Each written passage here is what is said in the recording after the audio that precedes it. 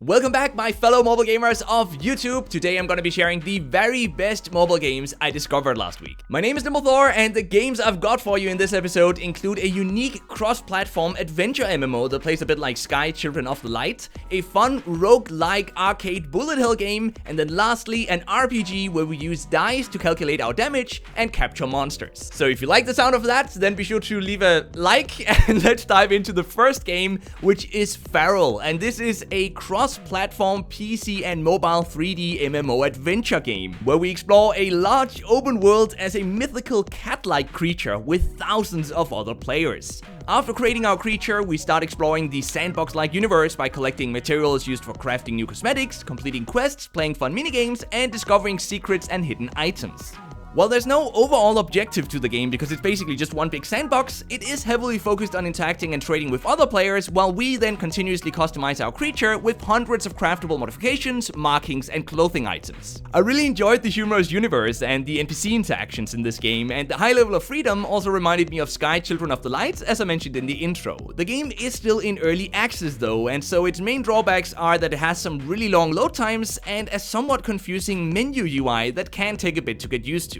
The touch controls are alright, but the game also works with Bluetooth controllers, which definitely provides a better experience. Fer.al monetizes through a simple $10.99 season pass that provides us with unique cosmetics. Since these cosmetics don't unlock any new gameplay or give any sort of in-game advantages, it's absolutely unnecessary to ever buy any of the in-app purchases to enjoy the game. It requires online access, takes up 655 MB of space, and if you enjoy these open-world adventure games, of which there really aren't too many on mobile, this one is a must-try. Next up is Arcadium II, which is a fun indie roguelike asteroids-inspired space shooter. What a mouthful, huh?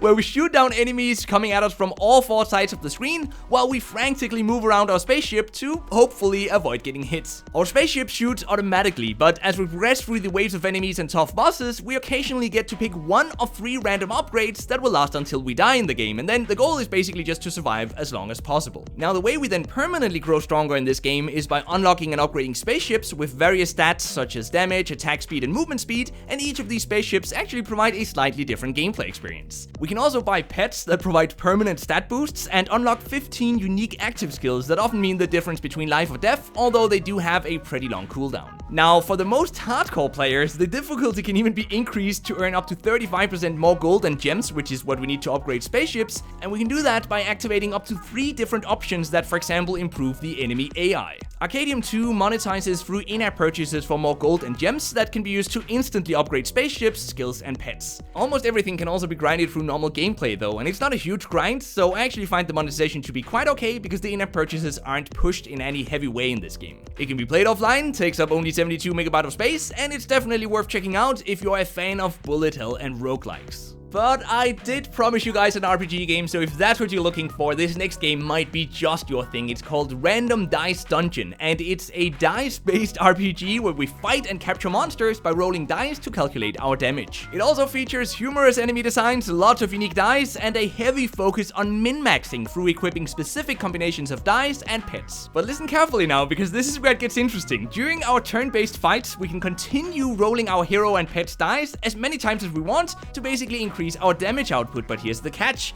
If we roll just a single 1 on one of our dice, our turn ends and we don't do any damage. So we have this constant RNG gamble of risk versus reward, and is what makes the game really fun to play, and sometimes you'll just want to throw your phone out the window because you took the risk and you rolled an extra die in the hopes to maybe capture a monster or deal some extra damage to a boss, and you really needed that damage because you were gonna die on the next turn, but you rolled a 1 and your turn ended. It's super fun, but please just don't rage quit and throw your phone anywhere. I wouldn't want you guys to to lose your smartphones. Now, we can also capture any enemy in this game as a pet, and the way to do that is to deal damage exactly equal to the enemy's HP. And these pets can then each equip dice just like our hero, and we then take them with us into battle to deal more damage. New and stronger dice are acquired using uncut dice, which we can buy through in-app purchases or grind through missions and PvP matches. There are many different types of dice in this game, such as multiplier, healing, or even curse dice, and all of them enable different combat strategies. And once we then have a good setup of dice and pets, we can head into the single-player campaign or the non-real-time PvP against other players' heroes and their dice, which are then controlled by an AI. die. Tiny Dice Dungeon monetizes through in-app purchases for uncut die, and then incentivized video advertisements to get some different types of extra rewards. Now, these in-app purchases definitely provide a pay-to-progress faster advantage, especially in the PvP mode, but the game is still great fun for the first many hours of gameplay, although gathering the resources needed to unlock new dice eventually gets rather grindy. The single-player part of the game can be played offline, it takes up only 103 MB of space, and if a bit of free-to-play grinding doesn't scare you, I think it's worth considering checking out. And that was it for now, so thank you very much for watching till the end of this video. Be sure to share this video with a friend who has horrible taste in mobile gaming.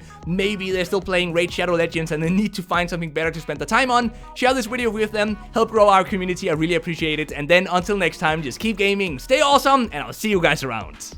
And that was it. And that was it. Ow, I bit myself. A fun roguelike arcade bullet hell game. Oh, almost made it. Now, when we eventually die, hundreds of craftable modifications, markings, and I was so close. Oh.